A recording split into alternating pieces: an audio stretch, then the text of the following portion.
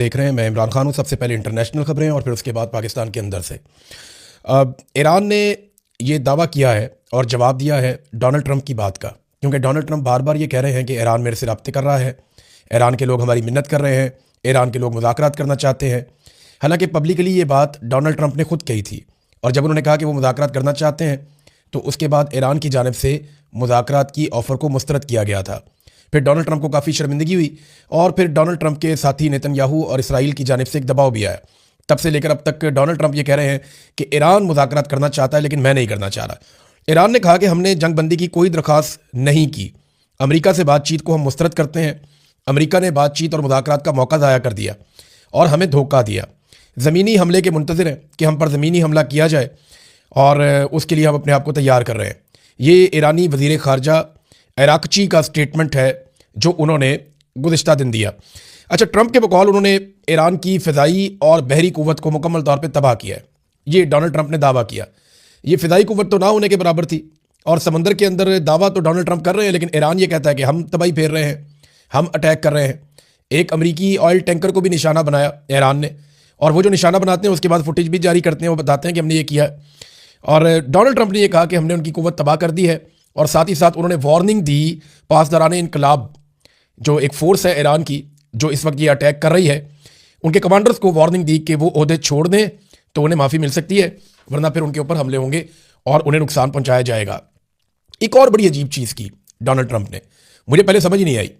Donald Trump ने कहा कि जो नया सुप्रीम लीडर मुंतखब किया गया ईरान में, मुश्तबा खामनई, आयतुल्लाह खामनई के बेटे हैं, उनके बारे में डोनाल्ड ट्रंप ने कहा जी कि मुझे वो कबूल नहीं है, खामनई का बेटा। और साथ उन्होंने ये कहा कि नए सुप्रीम लीडर के इंतखाब में मुझे शामिल किया जाए।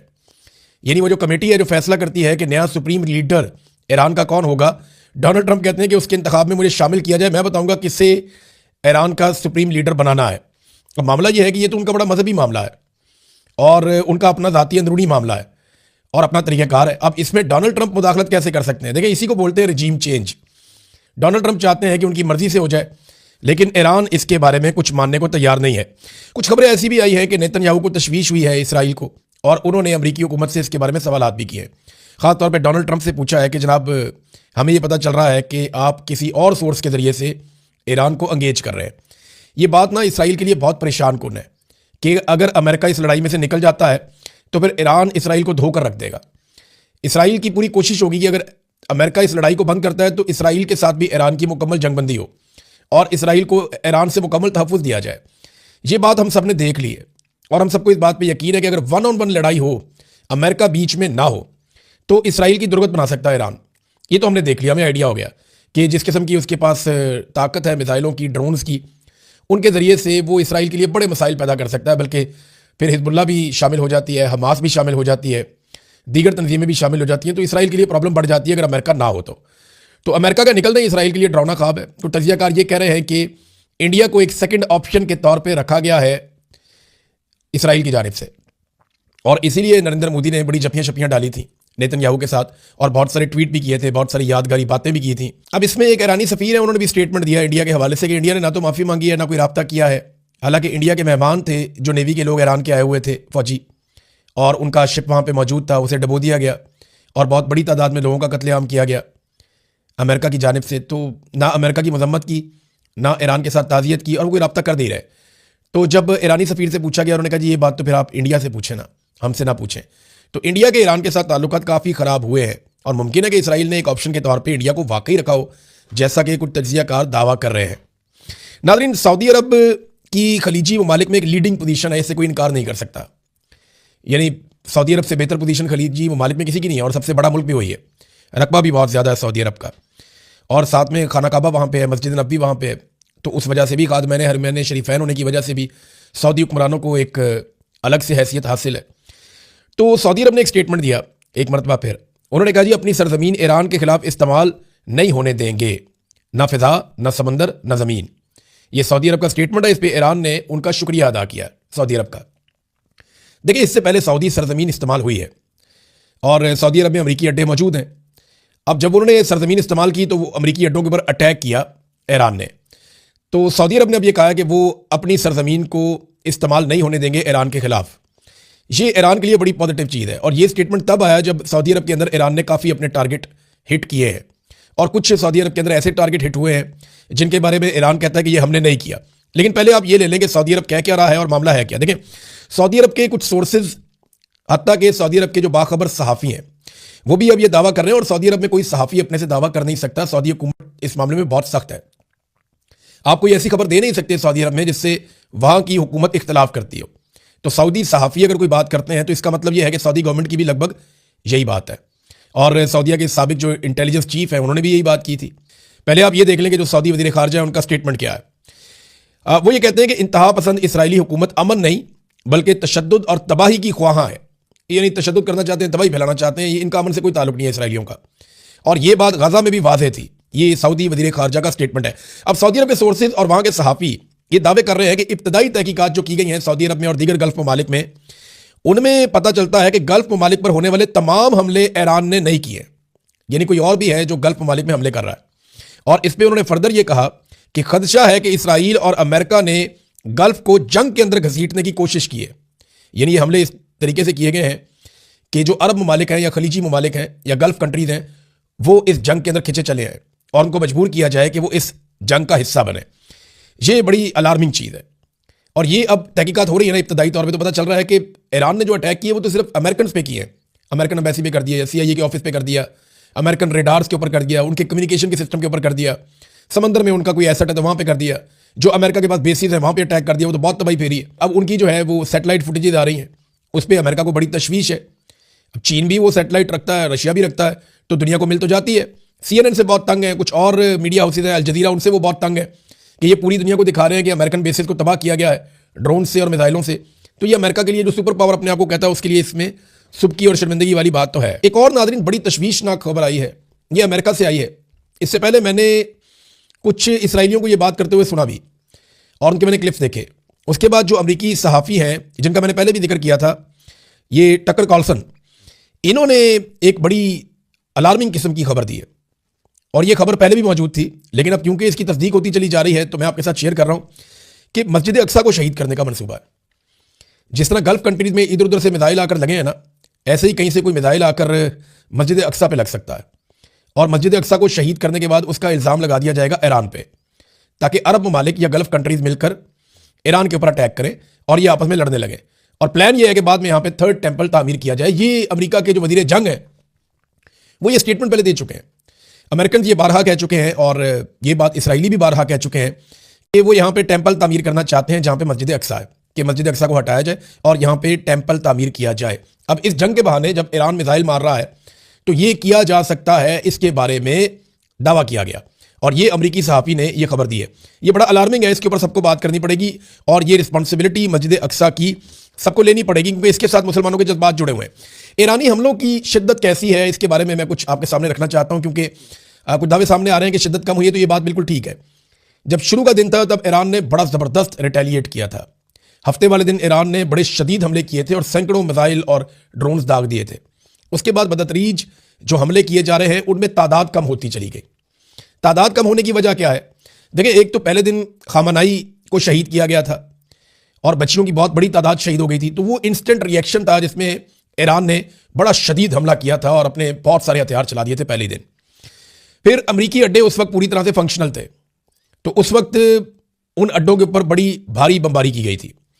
अब ज़्यादा अमेरिकन यहाँ पे नहीं है, बहुत सारे अमेरिकन निकल गए हैं, उन्होंने बहुत सारी जगह खाली कर दी हैं, तो अब हथियार यहाँ पे इस्तेमाल कम किए जा रहे हैं। एक ये वजह भी है। तीसरा ये है कि टारगेट का तयन पहले हो चुका था कि ये टारगेट्स हैं, इनको लॉक किया हुआ था, जैसे ही वक्त आएगा तो हम इन टारगेट्स को हिट करेंगे, और यही हुआ था। और अब नए टारगेट्स जो है ना वो दूर हैं और ईरान की वहाँ तक रेंज नहीं है। अमेरिकन तैयारे अब यहाँ से उड़ उड़ के नहीं आ रहे, वो अब दूर से आ रहे हैं। उन्हें यूरोप में, बरतानिया में, जहाँ जहाँ पे उनको अड्डे मिले वो वहाँ से अपनी कार्रवाइयाँ अब कर रहे हैं। और जो अब्राहम लिंकन उनका एक शिप है वो उसको भी दूर ले गए हैं ईरान के मिसाइलों की रेंज से, तो इसके ज़रिए से अब वो दूर से अटैक करते हैं अमेरिकन।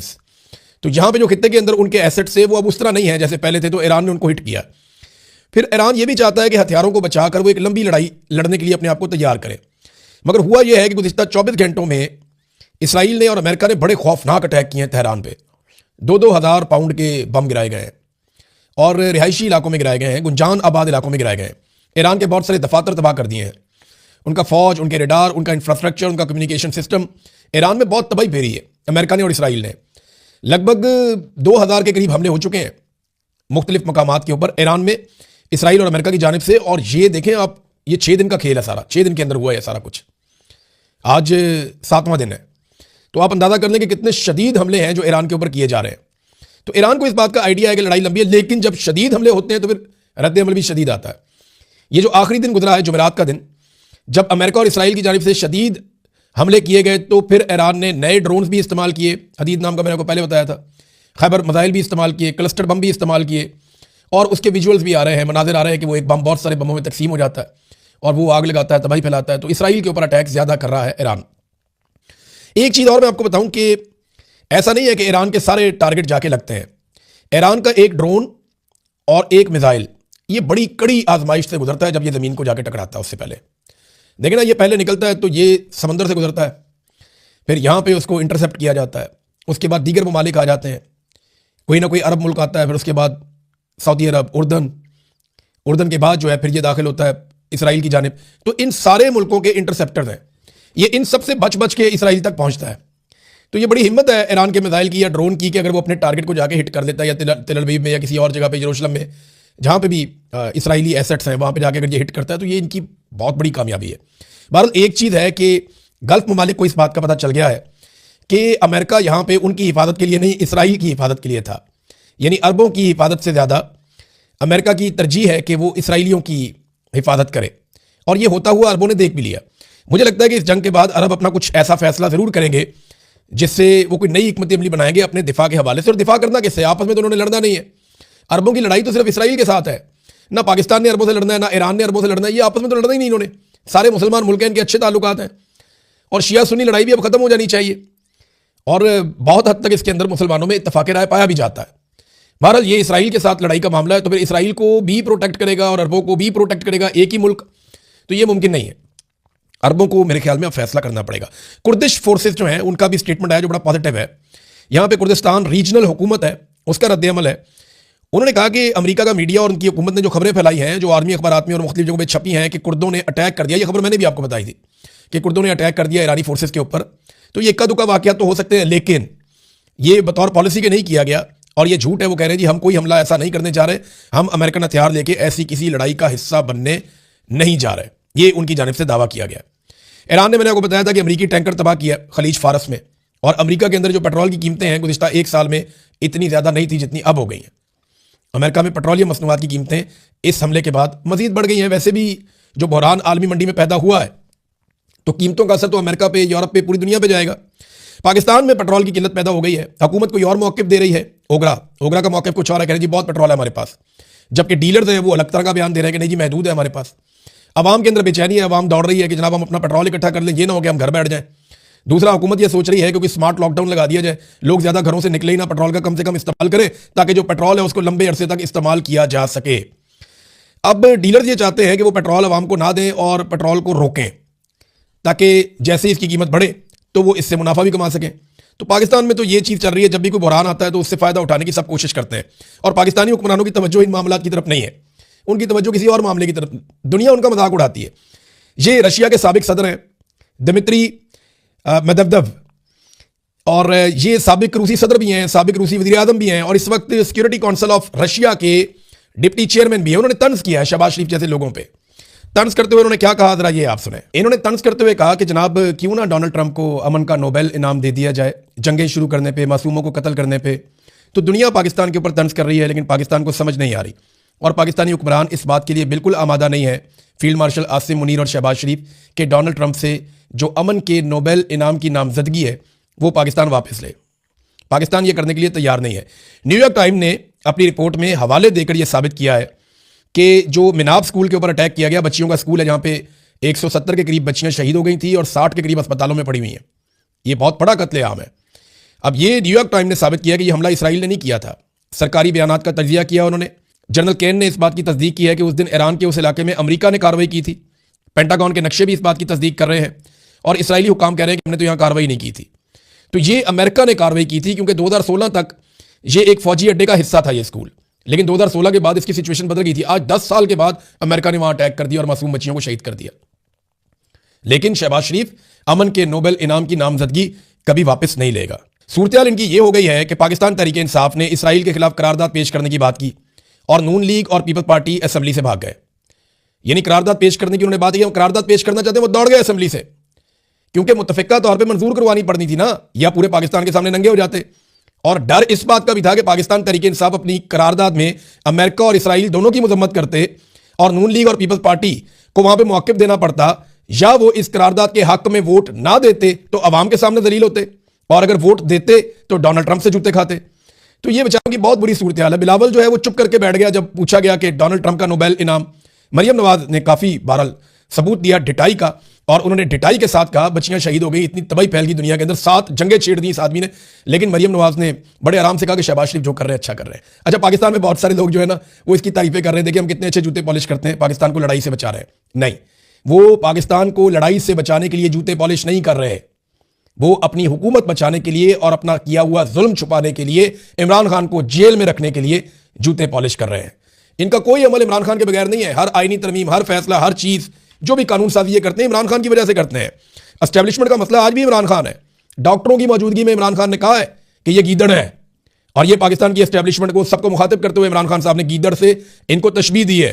कुछ सोर्सेज ये भी बताते हैं, मुझे थोड़े दिन पहले एक दोस्त हैं वो कुछ लोगों से मिलकर आए पाकिस्तान से, और उन्होंने मुझे बड़ी राजदारी से एक चीज बताई थी, मैं उनका नाम नहीं लेता, लेकिन उन्होंने बताया कि इमरान खान साहब जेल मुलाकातों में आसिम मुनीर साहब के बारे में कुछ इस तरह से बात करते हैं जिससे खौफ पैदा हो जाता है, क्योंकि इमरान खान साहब बिल्कुल डरे हुए नहीं है, वो बड़े बेबाक होकर बात करते हैं। हालांकि उनके लोग बाहर आके उस तरह बात नहीं करते। और आसिम मुनीर के बारे में इमरान खान साहब ने जिस अंदाज में बात की है, वो रिकॉर्डिंग्स तो मौजूद है उन लोगों के पास, तो उसके सुनने के बाद जो है वो खौफ पैदा हो जाता है। ये बहुत करीबी सोर्सेज ने बताया था। इमरान खान साहब ने अल्लाह रब्बुल इज्जत पे तवक्कल करके जेल काट रहे हैं। किसी और पे भरोसा करने वाला आदमी जो है वो इतना दलेर हो ही नहीं सकता। जो अल्लाह पे भरोसा करके बैठा होगा ना कि मैं ये कर दूंगा, मेरा अल्लाह पे भरोसा है, तो वही इतना बहादुर हो सकता है। आम आदमी ये कर नहीं सकता। मैं सिचुएशन से गुजरा हूं, मैं जानता हूं अच्छी तरह, ये हो नहीं सकता जब तक कि आदमी अल्लाह पे भरोसा ना करे। नाज़रीन, अब छोटी छोटी 2 खबरें मैं आपको बताऊं। एक तो ये है कि ईरान अपने मुल्क में पूरी कवरेज करने दे रहा है मीडिया को कि दिखाओ जो दिखाना है। इसराइल आलमी मीडिया को मना कर रहा है कि आप हमारी तबाही और बर्बादी जो ईरान ने फेरी है वो ना दिखाएं। एक तो दोनों में ये फर्क है। दूसरा, ईरान ने कहा है कि चाइना और रशिया हमारी मदद करते हैं। उनके वज़ीर ख़ारजा ने यह बात की है, और चाइना की जानिब से, उनकी पब्लिक की जानिब से बार बार ऑफर की जा रही है एम्बेसी के स्टाफ को टेलीफोन करके कि वो अतिये देना चाहते हैं, वो पैसों के जरिए से ईरान की मदद करना चाहते हैं। तो इस पे ईरानी एम्बेसी ने बाकायदा एक स्टेटमेंट जारी किया है। उन्होंने कहा कि चीनी अवाम मुसलसल फ़ोन करके ईरान को अतियात देने की पेशकश कर रहे हैं, जिस पे चीन में हमने शुक्रिया अदा किया। हमें इस वक्त माली मदद की ज़रूरत नहीं है, हम चीनी अवाम की हक पर मबनी हमायत पर उनके शुक्रगुजार हैं। इस वक्त माली इमदाद कबूल नहीं की जाएगी। चीन में इस्लामी जमहूरिया ईरान का सफारतखाना महज़्ज़ब और इंसाफ पसंद चीन के अवाम का तहे दिल से शुक्रिया अदा करता है। देखें दुनिया किधर खड़ी है, चाइना किधर खड़ा है, और अमेरिका के साथ क्या हो रहा है।